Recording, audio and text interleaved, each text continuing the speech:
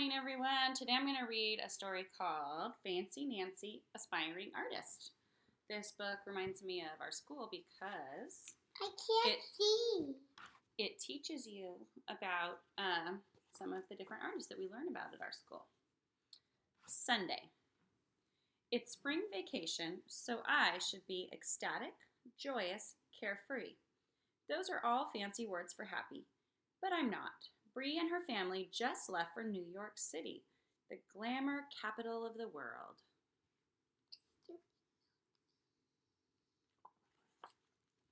My mom knows I am a little glum, which is sad in a fancy way. So when she comes back from grocery shopping, she has treats. A big box of crayons for my sister and a set of glitter markers for me. What a splendid parent my mother is. While I'm doodling with my new markers, inspiration strikes. That means I get a great idea. I will turn my clubhouse into an art studio and spend my vacation making gorgeous works of art. Doodles don't really count as art, but I get some of my most splendid ideas while doodling.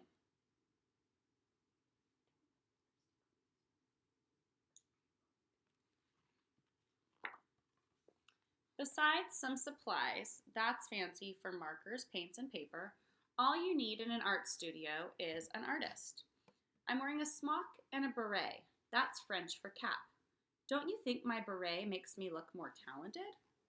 My sister can only scribble. Even though scribbling doesn't count as real art, I tell her how beautiful her pictures are.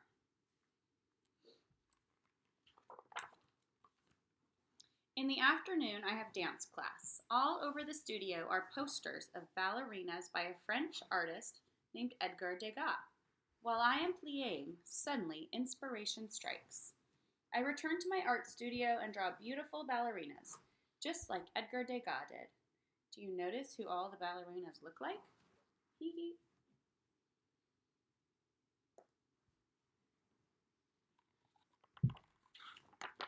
Monday.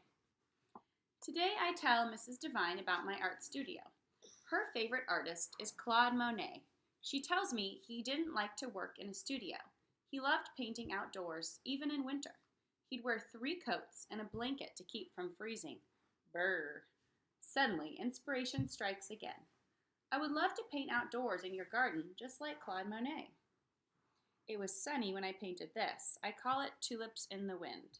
Then some clouds came, and I had to use darker colors to paint the same flowers. I call this More Tulips in the Wind.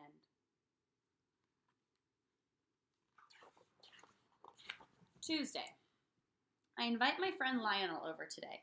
He can act like a real goofball, but he is the most talented artist in our class. His faces are so good.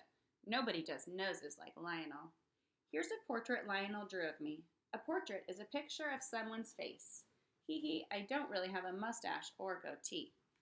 That's fancy for short beard. Then Lionel poses for me, but he keeps making crazy faces. Lionel is such a goofball.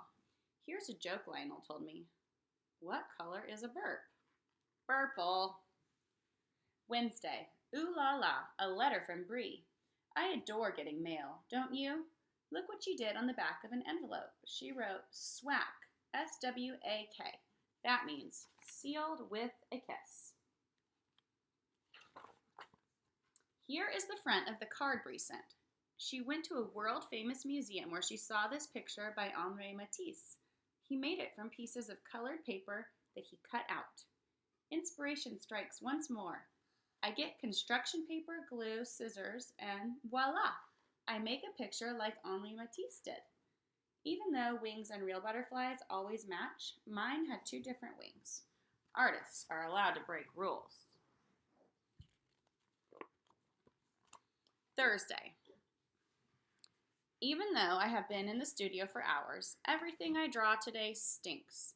Yeah. My mom calls me in to tell me that Lionel's grandma called. She's taking him to a 3D movie and he wants you to come. Alas, I can't go, I say. I'm waiting for inspiration to strike. Nancy, it's wonderful to be dedicated. That means working really hard, my mom tells me. But take a break. It will get your creative juices flowing again. My mother knows I listen better when she uses fancy words. Can you buy creative juice? No, it's a fancy phrase for imagination.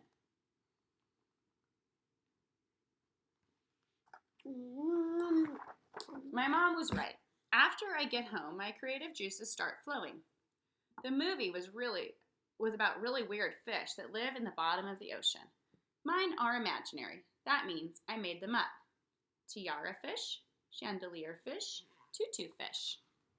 Friday. For a special treat, my dad is taking us to the art museum. Lionel comes too. On the way over, he pretends to be carsick. My dad starts to pull over, but I explain that Lionel's just being a goofball. I see the goofball. The goofball's him. At the museum, there is a real painting by Claude Monet. I wish I knew a fancy word for how it makes me feel. All I can say is the colors make my eyes happy and my heart happy too. Lionel says he likes this painting. At first, I think he's kidding.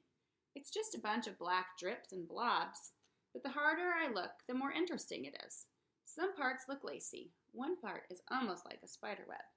My dad really likes it too.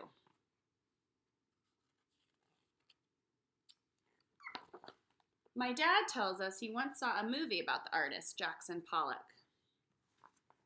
He put the canvas on the floor and poured paint straight from the can. He also used paint sticks to make dribbles and all kinds of patterns. Inspiration strikes again. I turn to Lionel. We could make a big painting like Jackson Pollock. We'll do it tomorrow when Bree is back. Saturday. At last, Bree and I are reunited. That's fancy for being together again. I tell her it's officially Jackson Pollock Day. Not really, but doesn't it sound important? Not to me. My parents spread out a sheet in the backyard and find leftover cans of house paint. We wear old clothes, put on hip-hop music for inspiration, and then ooh la la. We fling and flick paint. We make swirls and splatters. We drip and dribble. We are painting and dancing at the same time. Jackson Pollock was a very serious professional artist, but making a painting this way, silly and fun. Later, I show Bree all my art from this week. She shows me her sketches from New York City. My mom tells Lionel to stop sticking carrot sticks up his nose. Then she says, "You have so much art you could have an art show." What a splendid idea! We hang all our artwork on the clothesline. We make a sign for the front yard announcing the exhibit. Exhibit is fancy word for show. It says, "Come see the work of local artists. Free refreshments Sunday from 2 to 3. Sunday. Our art exhibit is a smashing success. That's a fancy way to say everyone has a good time and tells us how talented we are.